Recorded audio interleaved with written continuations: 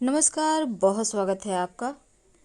अगर आप भी कर्जों में फंसे हैं और कर्ज उतार नहीं पा रहे, कई बार क्या होता है, लोग कर्ज तो लेते हैं और सोचते हैं चलो साल भर में उतार देंगे, पर कई बार आप फंस जाते हैं। एक तो आपने गलत दिन में कर्ज लिया, दूसरा कुंडली में ग्रहों की स्थिति ही खराब चल रही है कि आप कर्ज से बाहर नहीं निकल पा रहे। तब ऐसे में अगर ज्योतिषीय उपाय किया जाए तो ये छतरी का काम करता है। मतलब जैसे आपको किसी ने भविष्यवाणी कर दी कि आपको परेशानी है आज, और आप सोच रहे हैं कैसी परेशानी हो सकता है, आप पानी से भीग जाए, अचानक से पानी पड़ जाए, तो अगर आप छाता लेकर चलते हैं तो उस परेशानी से बच जाते हैं। कहने का तात्पर्य कि अगर परेशानी है तो उसका समाधान है। अब बारिश तो होनी है, लेकिन छाता लेकर जाएंगे तो भीगेंगे थोड़ा कम, थोड़ा बहुत तो भीगेंगे ही। उसी तरह अगर आप ज्योतिषीय उपाय करें तो कर्ज तो है, लेकिन कर्ज से मुक्त होने के रास्ते भी मिलने लगते हैं। तो चलिए शुरुआत करते हैं। 3 उपाय बताएंगे। पहला है, एक नारियल का सूखा गोला ले लें। याद रखिए, ये उपाय किसी भी मंगलवार शनिवार के दिन में से किसी एक दिन आपको करना है। लगातार कम से कम 11 मंगलवार या 11 शनिवार कीजिएगा। एक नारियल का गोला लेना है सूखा हुआ, उसको कट कर लें, उसमें चीनी भर दें और जो कटिंग वाला हिस्सा है उसको भी ऊपर से रख दें अच्छे से नारियल के ऊपर। पीपल के पेड़ के पास जाइए, पीपल के पास पेड़ के पास मिट्टी थोड़ा सा कोड़ लें किसी लकड़ी के सहारे, और उसमें इस नारियल को रखकर ऊपर से हल्का मिट्टी कवर कर दें और प्रार्थना करें कि कर्जों की समस्या से आप बाहर निकल आएं, कर्ज चुकाने के रास्ते मिलें। ये प्रयोग आप करें, इससे आपको लाभ होगा। याद रखिए, 11 मंगल या 11 शनिवार तक। दूसरा प्रयोग, अगर आपको लगता है कि कर्ज निकल नहीं पा रहा, उतार नहीं पा रहे, और कर्ज जानते हैं किस कारण होता है, जब आपकी कुंडली का मंगल बिगड़ जाए तो कर्ज ज़्यादा परेशान करता है। तब ऐसे में एक छोटा सा प्रयोग करें। ये प्रयोग आप किसी भी मंगलवार के दिन कीजिएगा। करेंगे क्या, आपको चाहिए होगा 2 लौंग, फूल वाली लौंग, याद रखिए 2।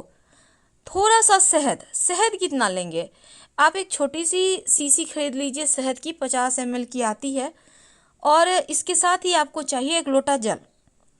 आपके घर के पास जहाँ भी शिव जी का मंदिर है वहीं जाना है। सबसे पहले तो आप शिवलिंग पर, शिव जी के मंदिर में जाइए और अपनी हाजिरी लगाइए घंटा बजाकर। ठीक है, आने के समय घंटा नहीं बजाना, जाने के समय।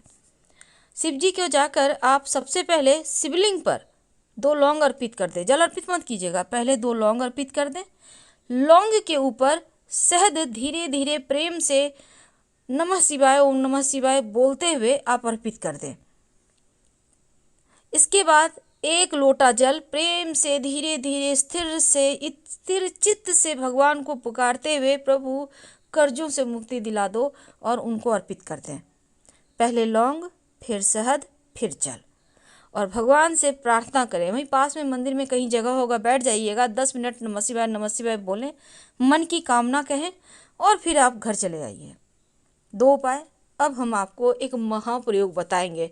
ये कर्ज नहीं, आपके दुर्भाग्य से ही आपको छुटकारा दिला देगा। दुर्भाग्य मतलब सारे ग्रह की बाधा समाप्त।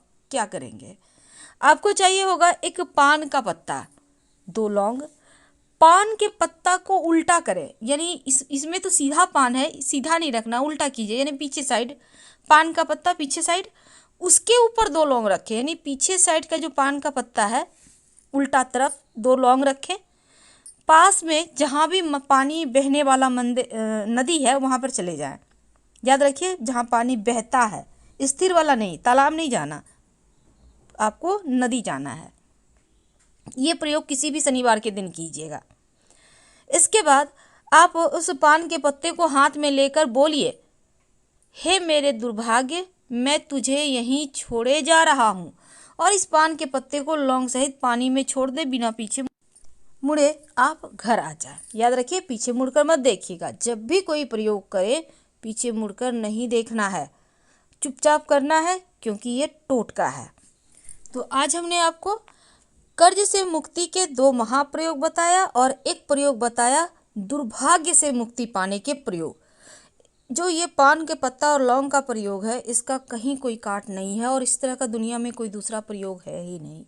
करके देखें, 100% लाभ होगा। हम आपसे विदा लेते हैं।